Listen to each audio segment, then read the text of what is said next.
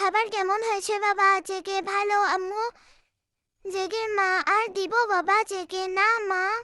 জেগের মা তুই জানিস এই 10 বছর আমি কিভাবে কাটিয়েছি তুই বল কোনো মা কি পারে তার সন্তানকে এতগুলো বছর না দেখে থাকতে বলে জেগের মা কান্না করে দেয়।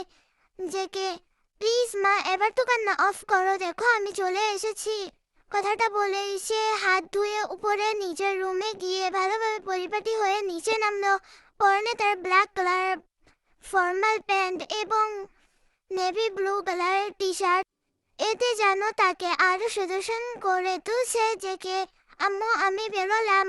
জেগে মা ঠিক আছে সাবধানে যাস। Time skip. সময় তখন ঠিক বিকাল 4টা বাজে। জেগে বাড়ি ফিরেছিল তখন সে রাস্তার পাশে একটি শাড়ি পরা একটি মেয়ে দেখলো। তখন সে মনে মনে একটি গান বলল।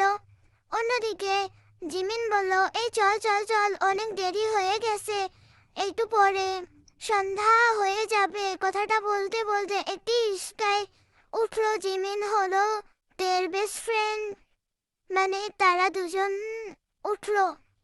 আর চাচাতো বোনও বলতে গেলে জিমিন হলো তের কলিজা। Time skip. এখন প্রায় সন্ধ্যা 7:30 বাজে। তে বাসায় এসে যে ঘুম দিয়েছে ওই যে ঘুম দিয়েছে এখনো উঠার কোনো নাম নেই। সে এখনো জানেই না যে ইতালি থেকে তার ভাই আসছে। তের মা আর কত ঘুমাবি এবার ওঠ তে প্লিজ আম্মু আর একটু ঘুমাই। তের মা না আর একটুও না। আর হ্যাঁ ইতালি থেকে তো জঙ্কুক ভাই আসছে। জেগে নাম শুনতেই এক লাফে বিছনা থেকে নেমে গেছে এই একজন যাকে জমের মতো ভয় পাইতে। তে কি কি জঙ্কুক ভাইয়া এসেছে দেশে? তে মা বাট এই চেকের নাম শুনে তুই এত ভয় পেয়ে গেলি কেন?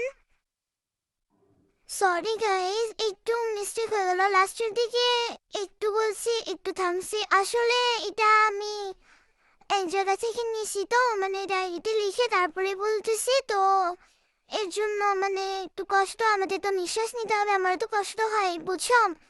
তোমরা একটু ম্যানেজ করে নিও।